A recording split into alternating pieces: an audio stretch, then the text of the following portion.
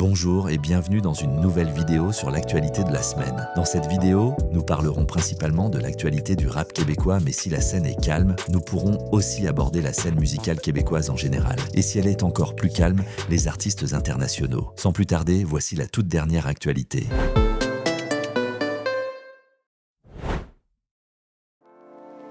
Mike Schaab annonce la sortie de son nouvel album Fight the Power, prévu pour le 24 octobre 2025, se positionnant comme sa propre industrie, affirmant que son projet est ambitieux. De plus, on a accès au nom des morceaux qui seront dans son album grâce à son dernier post sur Instagram. Pensez-vous que cet album va être incroyable ?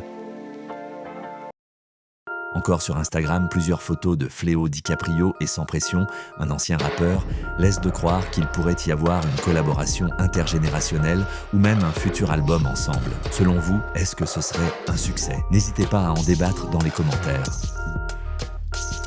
Il y a 3 jours, Rims a sorti une musique qui s'appelle Sans Elle, en collaboration avec le rappeur québécois Random. Le refrain a l'air chill et calme. Vous en pensez quoi ? Bon son ou pas ? Débattez dans les commentaires.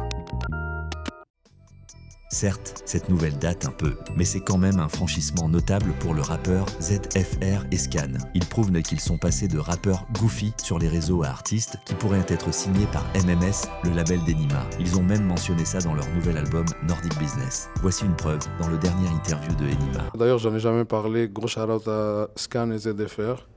Yeah. Je veux pas trop en dire, mais... Yo, je t'ai demandé si t'étais tapped in tout à l'heure. T'es vraiment tapped in. J'écoute tout, je vois tout, mais je suis toujours en arrière parce que, comme je te dis, il y a beaucoup de petites ingrates chez nous. Puis tu dois filtrer les gens et tu dois savoir avec qui tu travailles. Scan et ZFR, c'est 2 gars passionnés qui sont pas nécessairement connectés avec la rue. J'aime beaucoup ce qu'ils font comme musique. Je veux pas trop en parler en détail, mais peut-être que bientôt tu vas aller voir un MMS. Wow, big shout out à eux. Puis yo, c'est bon, c'est cool que tu vois aussi que... Et c'est des travailleurs. C'est des gens que quand je les ai recontactés, ils m'ont envoyé un fichier. Il y avait déjà 15 albums dans le fichier. C'est pas des gens qui ont fait 2-3 chansons et qui pensent qu'ils vont gagner la planète avec ça. Je le sens que c'est des gens qui ont envie de travailler, qui ont envie de mettre le bullshit à côté, même et qui sont déjà de base, vu le fait qu'ils viennent pas d'un certain environnement et qui restent vrais à eux-mêmes. Moi, j'ai beaucoup apprécié ça. Nicolas Craven, un producteur qui a collaboré avec plusieurs rappeurs comme Roger, est le premier à signer avec Roc Nation, le label qui appartient à Jay-Z. C'est l'un des premiers producteurs montréalais à rejoindre ce label et on espère voir plusieurs collaborations à venir. C'est qui annonce un projet.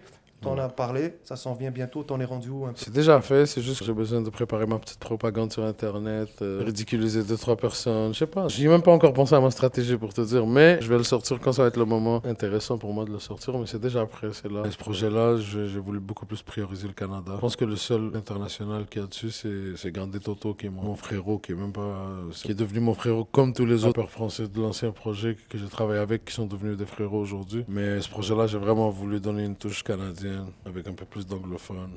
Bon, c'est la fin de cette mini-actualité. On espère que ça vous a mis à jour sur le rap game au Québec. On se retrouve la prochaine fois.